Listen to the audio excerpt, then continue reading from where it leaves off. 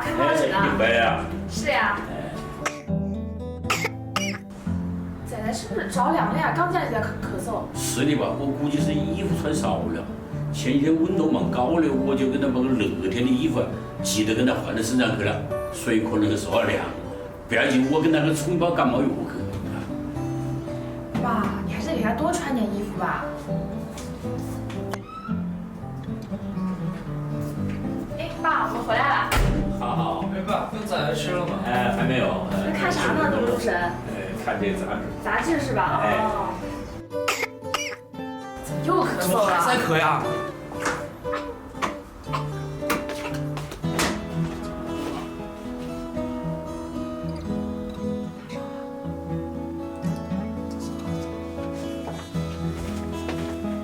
爸，仔仔前几天感冒不是好了吗？怎么又感冒了？是好了哇，我每天都盯着天气预报在看。那这是怎么回事？那我是么晓得的？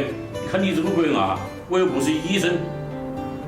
你们每天上班没得时间带小啊，我辛辛苦苦给你们带小啊，你们还嫌我带不好，那干脆你们自己带3辆，我自己回老家去3辆。不是这个意思。那你不是这个意思，你是个么意思呢？文君，你别跟爸吵啊。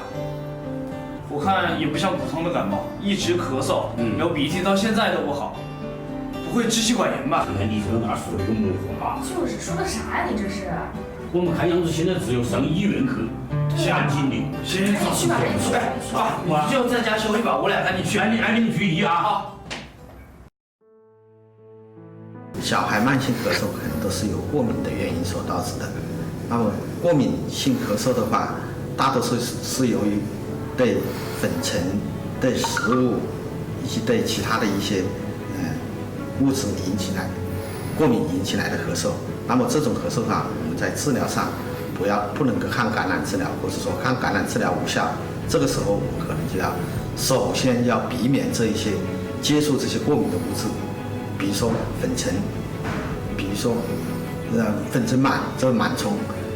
这个螨虫呢是喜欢阴暗潮湿的一个环境，那么我们首先要避开这个阴暗、这个潮湿的这个环境，这是第一点。第二点就是我们吃的东西可能也有过敏，这个时候我们要尽量避免这个接触到这个吃的东西过敏，比如说橘子引起来的咳嗽，我们就不能吃橘子。第三就是可以适当的加一些抗过敏治疗的药物。第四可以加一些